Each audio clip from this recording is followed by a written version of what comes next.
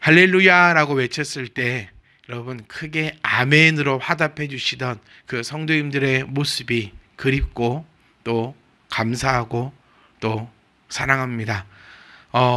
너무너무나 이거는 적응이 안 되는 것 가운데 하나입니다. 벌써 이번만 해도 거의 한 달을 온라인 예배로 드리고 있고, 올해를 들었을 때는 거의 한 2달 이상을 온라인 예배로 하고 있는데요. 그래도 참 적응이 안 됩니다. 여러분들이 하루빨리 우리가 이렇게 모여서 하나님을 마음껏 예배하고 마음껏 찬양하고 또 하나님 그 말씀 가운데 큰 소리로 아멘으로 마음껏 화답할 수 있는 그 날이 속히 올 수 있기를 주의 이름으로 부탁을 드립니다. 오늘 계속해서 예레미야서를 함께 보려고 합니다. 여러분, 지금 예레미야서 4장 3절에는 특이점이 하나가 발견이 됩니다. 시작점에 조금 다른 것이 있거든요. 여기 그래도 단 6명 있으니까 한번 찾아보는 신용이라도 한번 해봐. 네, 성경책을 펴시고 멀뚱하게 다 쳐다만 보고 있는데, 지금 3절에는 특이점이 있어요. 1절과 3절의 특이점을 발견하신다면 5분 빨리 마치겠습니다. 1, 2, 3 끝났어요. 네, 끝났습니다. 빨리 찾았어야죠. 여러분은 다 찾으셨습니까? 네. 뭐지요, 특이점이? 아직 못 찾았나요? 지금 뭐가 달라졌습니까? 받는 사람이 달라졌어요. 1절에는 뭐라 되어 있냐면 여호와께서 이르시되 이스라엘아라고 외치고 있습니다. 그러니까 1절, 2절 말씀은 이스라엘 백성에게 주는 말씀이죠. 이 이스라엘 백성이 누구를 지칭합니까?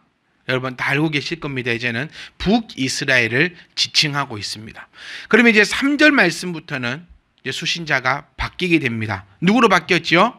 유다와 예루살렘 사람으로 바뀌게 됩니다. 지금 이 예레미야서의 이 환경을 여러분들이 이제는 다 아실 거예요. 지금 북이스라엘 사람들은 어떻게 되어 있는 겁니까? 누구에게 지금 침략을 당해가지고 북이스라엘이 이렇게 완전히 끼어졌죠? 누구에게요? 네, 아수르가. 다 알고 계시죠? 지금 우리 성도님들은 다 알고 계신데 여기 앉아있는 분들은 모르시나 봐요. 아무도 대답을 하지 않아. 아수르에게 지금 점령을 당한 그 상태이고요.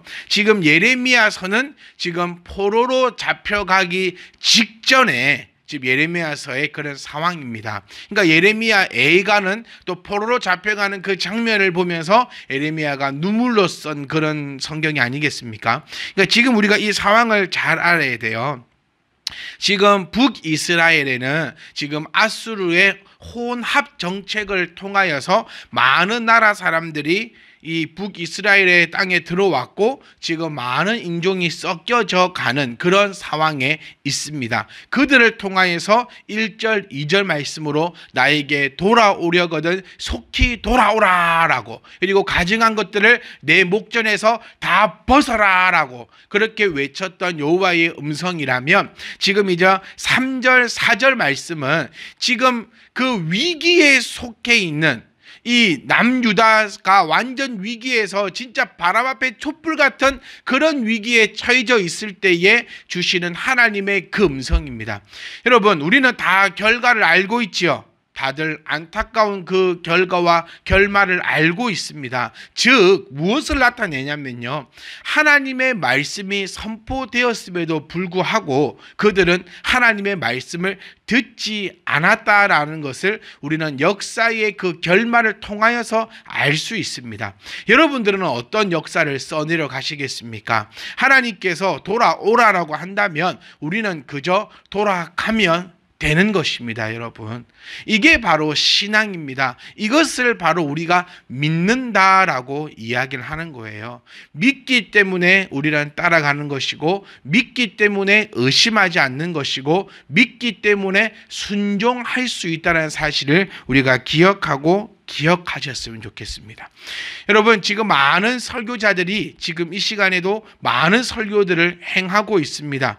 유튜브뿐만 아니라 여러 매체를 통하여서 지금은 설교가 너무너무나 많이 쏟아지고 있는 그런 상황입니다. 저 또한 많은 설교를 또 듣고 있는, 또 들을 수 있는 그런 환경에 놓여져 있는 그런 정말 어쩌보면 아름다운 현실이고 어쩌보면 참 안타까운 그런 현실일 수도 있습니다. 사랑하는 성도 여러분, 하나님의 말씀은요, 건선징악을 나타내는 그런 동화, 그런 교훈, 그런 소설, 그런 아름다운 도덕의 책이 아니라는 사실을 지난주에 이어서 저는 다시 한 번 더 여러분들께 강력하게 말씀드리고 싶어요. 교훈 따위를 정하는 것이 이 설교의 시간이 아닙니다. 뭐 착한 일하면 복 받고 나쁜 일하면 복 못 받는다. 하나님 말씀대로 살아가면 복 받고 하나님 말씀대로 안 살면 복 못 받는다. 여러분, 하나님 말씀대로 살았는데도 복 못 받을 수 있잖아요. 한번 생각해 보셨습니까? 예배에 잘 왔고 한 번도 빠지지 않았고 하나님 앞에 예물도 잘 드리고 모든 걸 다 했는데 복 못 받을 수도 있잖아요. 내가 생각하는 그런 복을 못 받을 수도 있잖아요, 여러분. 그러니 성경은요, 하나님 말씀대로 살아가면 복 받습니다. 하나님의 말씀대로 안 살아가면 복 못 받습니다. 더 나아가 저주 받습니다. 그런 것들을 이야기하고자 하는 게 하나님의 말씀, 하나님의 이 성경이 아니라는 사실을 우리가 기억하셔야 돼요.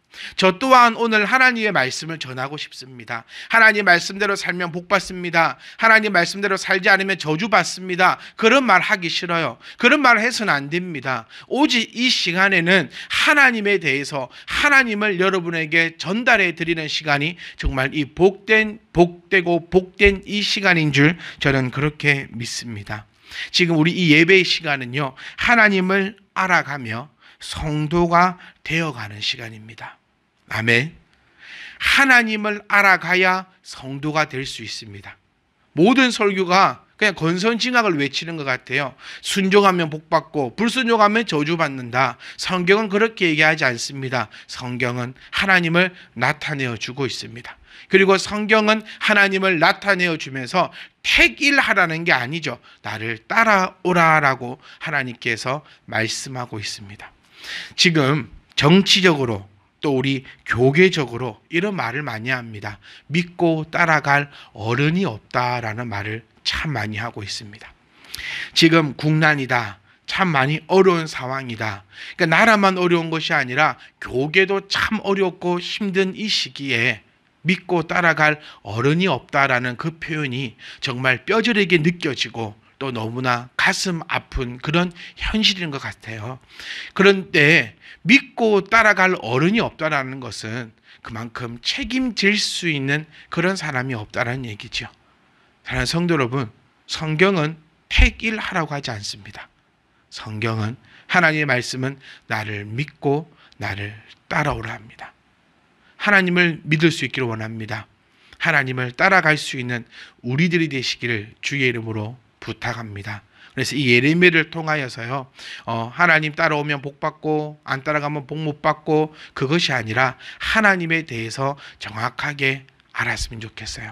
하나님께서 우리에게 원하시는 거, 우리 정말 그거 궁금하잖아요. 상담하다 보면 제일 많이 듣는 소리가 그겁니다. 목사님, 하나님의 뜻이 무엇일까요? 그럼 저는 그때 이렇게 얘기합니다. 잘 모르겠습니다.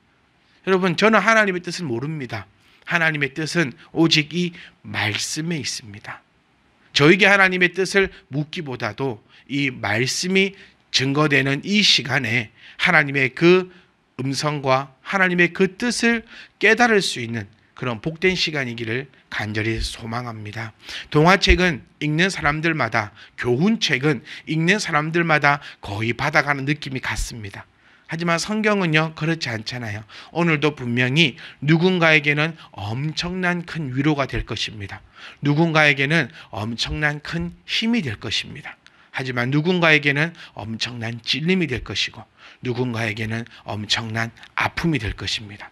이것이 말씀의 능력임을 저는 믿습니다. 그렇기 때문에 사랑하는 성도 여러분이요, 이 시간 하나님을 알아갑시다. 힘써 알아갑시다. 그리고 성도로서 우리가 완성되어지기를 간절히 소망합니다. 베드로후서 1장 2절 말씀을 보시면 이런 말씀이 있습니다. 하나님과 우리 주 예수를 알므로써 은혜와 평강이 여러분에게 더욱 풍성해지기를 원합니다 라고 사도 베드로가 우리에게 말하고 있습니다. 무엇을 의미합니까? 하나님과 주 예수를 알게 되면 우리 가운데 뭐가 있다? 은혜와 평강이 더욱 풍성해진다는 거예요. 지금 우리는 하나님 안에서, 그리스도 안에서 은혜와 평강 안에 있음을 믿습니다. 그런데 사도 베드로가 우리에게 말하고자 하는 것은 하나님을, 예수 그리스도를 알아감을 통하여서 더욱 풍성해진다는 거예요. 사랑하는 성도 여러분, 성도라는 것은 하나님을 알아가고자 하는 것이 바로 성도일 줄 믿습니다. 하나님을 더 이상 알아가고자 하지 않는다면 그는 성도가 아닐 것입니다. 어제보다는 오늘보다는 내일이 하나님 앞에 조금 더 가까워지는 자가, 하나님을 알므로써 하나님 앞에 조금 더 가까이 가는 자가 바로 성도라는 사실을 기억하시고, 저와 여러분들은 성도로서 아름다운 삶으로 나아갈 수 있기를 주의 이름으로 간절히 축복합니다. 나에게 왜 은혜와 평강이 더욱더 풍성해지지 않을까요? 왜 나는 은혜와 평강이 왜 오늘보다 내일보다 그 내일이 더 풍성해지지 않을까요? 답이 여기 있지 않습니까? 하나님과 우리 주 예수를 더욱더 알지 못하기 때문에 그냥 그 자리에 멈춰 있는 것입니다. 저는 다시 그 말씀드리고 싶어요. 성도는요, 하나님 나라 가는 그날까지 하나님을 알므로써 은혜와 평강 가운데 나아가는 겁니다. 은혜와 평강이 없이는 하나님을 믿을 수가 없어요. 여러분 좀 귀를 탁 여시고 정말 귀를 좀 기울이셨으면 좋겠습니다. 우리 모두가 원하는 게 평안한 삶 아닙니까? 은혜 아니겠습니까? 하나님을 따라가려면 은혜와 평강이 있어야지만 이 험한 세상 따라갈 수 있습니다. 마귀가 지금도 내 주변에서 드글드글거리는 이 세상을 은혜와 평강이 없으면 그 길을 유지할 수가 없다는 사실을 우리가 기억하셔야 된다는 거예요. 그렇다면 어떻게 하면 은혜와 평강이 날마다 풍성해져서 성도의 길을 갈 수 있는가? 그것은 바로 하나님과 주 예수 그리스도를 아는 것에 있다. 제가 좀 복잡하게 말씀드렸지만 한마디로 요약하면 이겁니다. 성도는 하나님과 우리 주 예수 그리스도를 알아감을 통하여 성도로서 계속된 삶을 나아갈 수 있다. 오늘 막 끝내도 안 되겠습니까, 여기서? 네? 정말 멋지지 않습니까, 여러분? 내가 성도로서 계속해서 삶을 살아가고 싶다면, 그러니까 교회 다닌다고 다 성도 아니라니까요. 오늘 성도였다고 해도 내일도 성도라는 보장이 없다니까요. 그러니까 성도가 성도 되려면 뭐가 있어야 된다? 은혜와 평강이 있어야 된다. 이거 없으면 성도일 수 없어요. 그러면 오늘 은혜와 평강이 내일은 좀 더 많아야 돼요. 그래야 나아갈 수 있다는 거예요. 이해하시겠죠? 이 돈 쓰듯이 은혜와 평강이 막 나가는 거예요. 그러니까 내가 오늘 100원 벌었으면 내일은 또 110원 벌어야지 내가 이렇게 쌓이는 거 아닙니까? 그것처럼 은혜와 평강이 계속해서 내 안에 있을 때 성도로 유지될 수 있어요. 은혜와 평강이 뚝 떨어지면 더 이상 나는 성도라 불릴 수 없다는 사실을 기억하시고, 하나님을 알므로써, 여러분 공부 잘하려면 열심히 공부해야 돼요. 돈 벌려면 열심히 일해야 돼요. 성도로 나아가려면 하나님과 그리스도를 알아가면 됩니다. 하나님과 우리 주 예수를 알게 되면 은혜와 평강이 더욱 풍성해져서 우리가 성도로서 나아가기에 어려운 점이 있다 없다? 하나도 없다. 그러면 성도의 길은 누가 인정하신다? 여호와께서 인정하신다.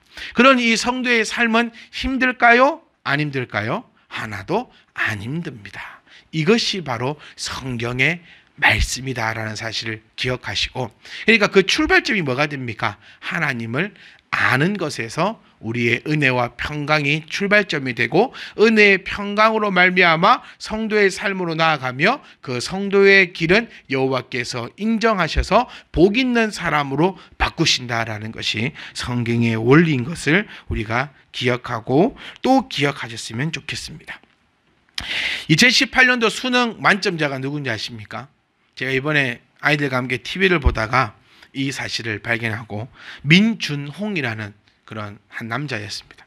근데 이 사람이 수능을 만점 받을 수 있었던 그 이유에 대해서 두 가지를 얘기하더라고요. 이 두 가지가요, 여러분, 제가 이 단 앞에 서서 주구장창 얘기했던 거하고 똑같았습니다. 자, 잘 들어보십시오. 지금 왜 수능 만점 받는 비결을 한다니까 지금 애기 엄마들 귀가 쫑긋하시죠? 이런데 좀 쫑긋하지 말고 이 말씀에 좀 쫑긋하셔야 돼요. 이미 제가 여기서 진짜 수억 번은 얘기했던 겁니다. 자, 수능 만점자가 밝힌 수능을 만점 받는 비결 첫 번째는요, 공부의 목적을 가지라는 것입니다. 그리고 두 번째는요, 습관을 만들어라라는 거였어요.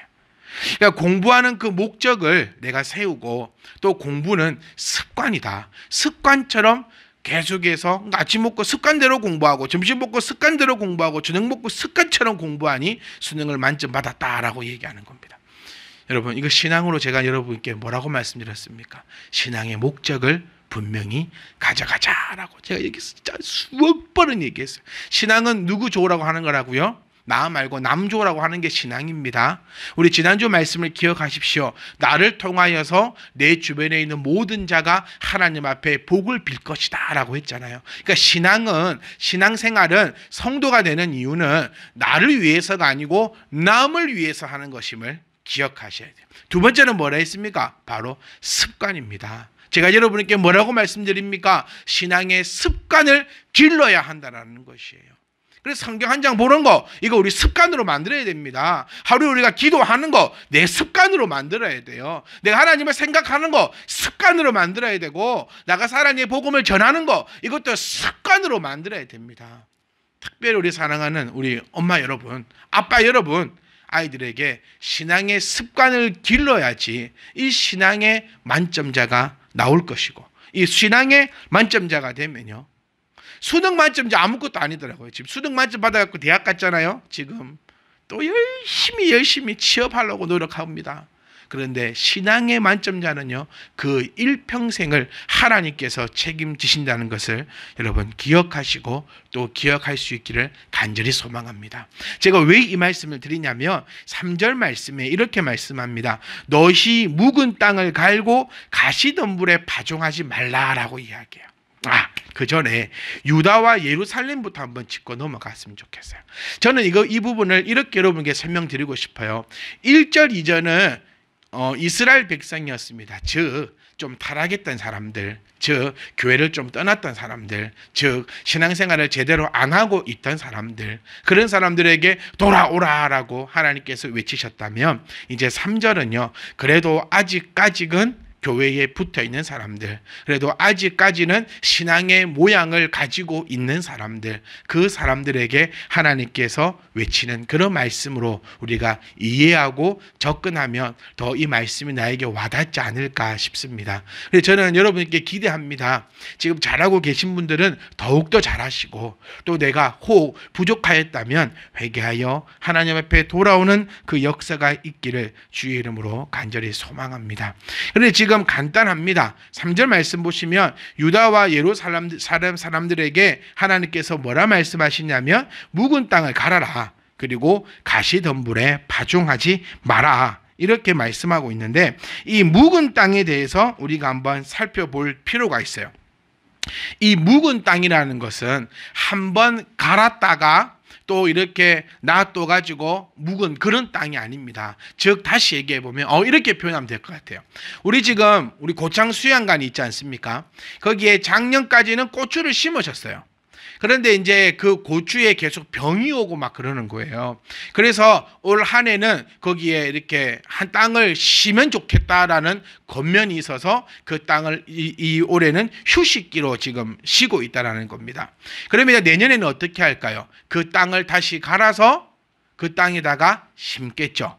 이해하시겠죠? 이해하시겠죠? 그런데 지금 성경에서 말하는 묵은 땅은 이게 아닙니다. 네, 이게 아닙니다. 이게 아니고 여기서 말하고 있는 묵은 땅은 한 번도 곡식을 내어 본 적 없는 땅을 이야기하고 있습니다. 완전히 새 땅을 이야기하고 있다는 거예요. 그러니까 경작한 적이 단 한 번도 없는 그런 새 토양을 바로 이 묵은 땅이다라고 표현하고 있어요. 그러니까 이게 좀 한글 성경에 조금 한계인 것 같기도 한데 저는 한글 성경 갈로 열고 좀 써주면 좋겠어요. 이거는 한 번도 경작하지 않은 그런 땅이다. 그러니까 묵은 땅이라니까 오랫동안 묵혀놨던 그런 땅으로 이해할 수 있지만 아닙니다. 한 번도 경작해 본 적이 없는 새 땅. 여러분 어떤 성경들이 떠오릅니까? 저는 이게 떠오릅니다. 새 포도주는 새 부대에. 주님께서 우리에게 말씀하셨던 그 말씀과 일맥상통한 뜻입니다. 그러니까 새 포도주는 새 부대에 담지 않으면, 헌 부대에 담으면 그 부대가 어떻게 된다 했죠? 터져버린다 했습니다. 그러니 하나님께서 우리에게 요구하시는 건 이겁니다. 지금까지 네가 해왔던 그 모든 거, 그 위에다가 뭘 또 바꾸고 심고 새롭게 하려고 하지 말고 완전 새로운 곳에서 완전 새롭게 하자. 여러분 우리 교회가 완전 새로워져 버렸습니다. 여러분 딱 이제 이 온라인 예배 기간을 딱 마치고 교회 딱 오시잖아요. 아마 깜짝 놀라실 겁니다. 그 말씀을 이렇게 하면서 한 건 아닌데 어쨌든 그렇게 되어버렸어요. 그러니까 주님께서, 하나님께서 우리에게 지금 요구하시는 거는 뭐냐면 완전 새로운 땅으로 새 포도주는 새로운 부대에 넣는 것처럼 완전한 새로운 땅에서 우리가 농사를 지어 나가는데 가시덤불에 파종하지 말라. 여러분 지금 유다와 예루살렘의 희망은요 오직 새 토지를 경작하는 것뿐임을 지적하고 있습니다. 지금까지 했던 그런 배단들, 우상 숭배들, 그런 나쁜 습관들, 형식들, 이 모든 걸 가시덤불로 여겨버리고 거기에다가 파종하지 말고 온전히 새로운 것을 하나님께서는 요구하고 계시다는 사실을 우리가 기억하셨으면 좋겠어요. 그러니까 하나님께서 우리에게 주구장창 말씀하십니다. 새로운 피조물이라고. 하나님은 우리를 향하여 새로운 피조물이 되어라라고 말씀하시고 새로운 피조물이다라고 지칭하시고 온 열방에 선포하고 계시다는 것을 우리가 기억하셨으면 좋겠어요. 그러니까 하나님께서 우리에게 원하시는 것, 오늘도 하나님을 알아가는 겁니다. 하나님께서 우리에게 원하시는 것은 새로운 땅에서 새로운 법, 즉 하나님의 법으로 세워져 가기를 간절히 원하고 있다는 사실을 우리가 기억하고 또 기억하셨으면 합니다. 하나님은 여러분 우리에게 오늘도 요구하십니다. 가장 하나님이 싫어하시는 게 뭘까요? 옛것을 가지고 새 것을 덮는 경우입니다. 우리 신앙생활 할 때 이런 오류가 많이 있어요. 원래 이랬다 그런 말 싹 버려버리시고 묵은 땅을 갈고 가시덤불 뜯어내고 우리가 그곳에 하나님의 말씀을 심을 수 있기를 간절히 소망합니다. 4절 말씀에 유대인과 예루살렘 주민들아 다시 한 번 더 부르고 계세요. 저는 이렇게 듣고 싶습니다. 참빛 희망교회 성도들아 너희는 스스로 할례를 행하여 너희 마음 가죽을 베고 나 여호와께 속하라. 제가 여기서 한 가지 좀 짚고 넘어가고 싶은 게 있어요. 할례는 여러분 유대인들만 행하였던 것은 아닙니다. 우리 고대 문헌을 보면 다른 여러 민족들도 이 남성의 성기의 표피를 벗겨내는 것을, 즉 요즘 말로 하면 포경수술이죠. 그 포경수술을 행하는 것이 유대인들만의 그런 행위로 우리가 전해지고 있는데 그렇지는 않습니다. 뭐 많지는 않지만 다른 민족들도 이런 것을 행하였던 것으로 우리는 문헌을 통해서 볼 수 있습니다. 그런데 여기서 지금 예레미야 선지자는요, 이 남자 성기 표피를 잘라내는 이런 육체적인 할례를 말하지 않고 마음 가죽을 베라라고 명하고 있다라는 거예요. 그럼 이 마음 가죽이 그럼 뭘까? 이 마음이 뭘까라는 것에 한번 중점을 두고 싶습니다. 이 마음이란 표현을 뭐 많이 할 수 있겠지만요, 지성과 또 의지와 감정과 사랑과 미움과 질투와 이런 모든 것을 표현하고 있는 내적인 삶 전체를 이야기하고 있는 거예요. 그러니까 외적인 삶이 있고 내적인 삶이 있잖아요. 그러니까 우리 성도들은요, 겉과 속이 같은 사람이 되었으면 좋겠어요. 겉으로는 좋은 사람인데 속은 나쁜 사람도 아니고, 겉으로는 나쁜 사람인데 속은 좋은 사람, 그런 사람도 아니고, 우리가 함께 그리스도 안에서 완성되어져 가는데, 지금 예레미야는 겉에 나와 있는 할례를 말하는 것이 아니라 마음 가죽을 베는 그 할례를 원하고 있다는 사실을 우리가 기억을 하셨으면 합니다. 그러니 지금 예레미야는 하나님은 우리에게 요구하시는 거, 네 마음을 다하고 뜻을 다하여 하나님을 예배하라라는 것을 우리에게 알려주고 있다는 사실을 또 기억하셨으면 좋겠어요. 하나님의 원하시는 것은 우리의 마음입니다. 그럼 우리의 외적인 것을 원하지 않을까? 아니지요. 내 마음 가는 곳에 내 외적인 것은 가게 되어 있습니다. 그래서 제가 참 농담 삼아 자주 드리는 말씀인데, 내 물질이 어디에 사용되어지고 있는가라는 걸 점검해 보면 내 마음이 어디에 있는가라는 것을 알 수 있어요. 네. 우리 처녀 총각들은 자기에게 많은 물질을 사용하게 됩니다. 그리고 가정이 생기면 이제 내 자녀에게 또 물질이 많이 생기고 있죠. 그런 겁니다. 마음이 있는 곳에 나의 물질이 움직이는 것처럼, 여러분, 마음이 있는 곳에 나의 모든 것이 따라올 수밖에 없습니다. 그래서 지금 하나님께서는 우리에게 원하십니다. 외적인 것은 이제 충분하다라는 거예요.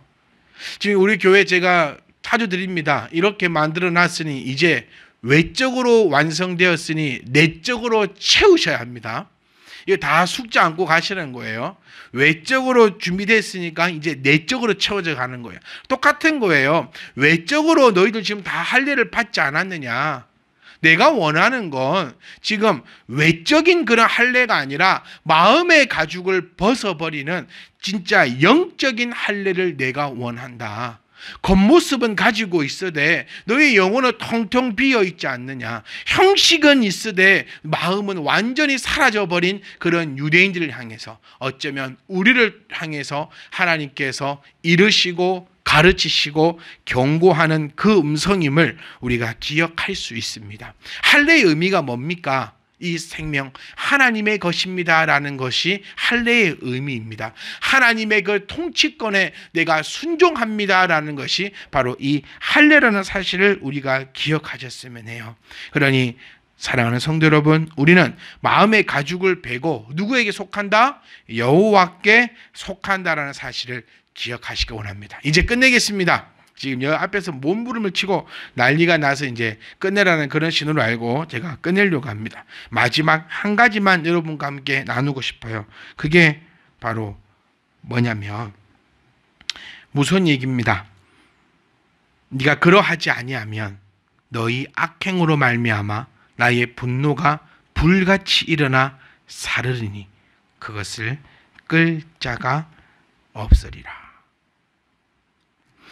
이스라엘의 주권이고 이스라엘의 군주이신 여호와는 자기와의 언약을 깬 이스라엘을 징벌하고 마신다는 사실을 우리는 역사를 통하여 알고 있습니다. 그래서 저는 이 말씀을 준비하고 이 말씀을 묵상하면서 참 두려웠어요. 하나님의 말씀은 은혜지만 두려움이 있습니다. 하나님이 우리에게 경고하십니다.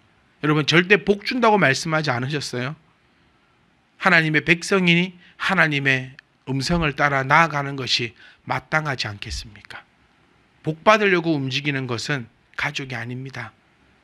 왜 집에서 열심히 청소하고 밥하고 자녀들을 돌봅니까? 돈 받으려고요? 그건 직업이죠. 열심히 가정에서 일하고 돈 받는 것은 뭐 도움이 있겠죠. 돈 받으려고 그렇게 하는 거 아니잖아요. 가족이니까 당연히 그렇게 하는 거 아니겠습니까? 마찬가지입니다. 우리가 하나님의 말씀을 따르는 이유는 복 받으려고 하는 거 아닙니다. 여러분, 하나님 앞에 예물 드리면서 복 받으려고 하지 마십시오. 하나님 앞에 예배 드리면서 복 받으려고 하지 마십시오. 그는 잘못된 신앙생활입니다. 복 받으려고 하나님 앞에 예배하면 복 못 받으면 하나님 원망합니다. 하나님은 이미 우리에게 복을 주셨습니다.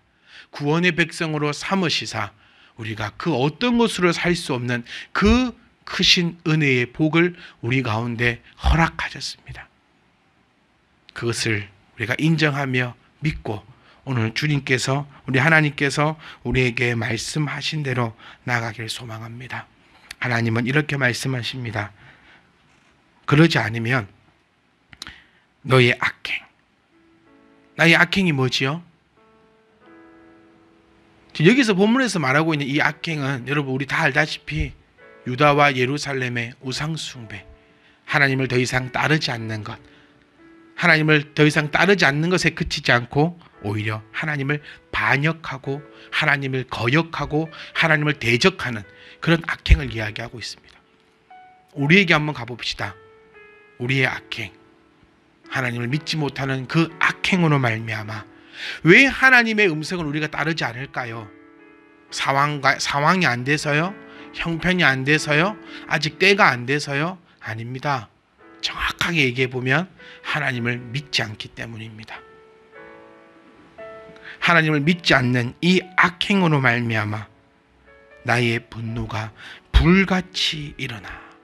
여러분 이 불에 대해서 다음 주에 말씀을 나누려고 합니다. 불같이 일어난대요. 그리고 그 불을 끌 자가 없습니다. 끄지 못하는 불, 여러분 상상해 보셨습니까? 발을 동동동 구를 수밖에 없는 그 상황, 여러분 상상해 보셨습니까? 저는 간절히 원합니다. 우리 모두가 그 아무도 끌 수 없는 그 진노의 불 가운데 있지 않기를 부족한 목사는 날마다 기원하며 여러분과 함께 말씀을 나눕니다.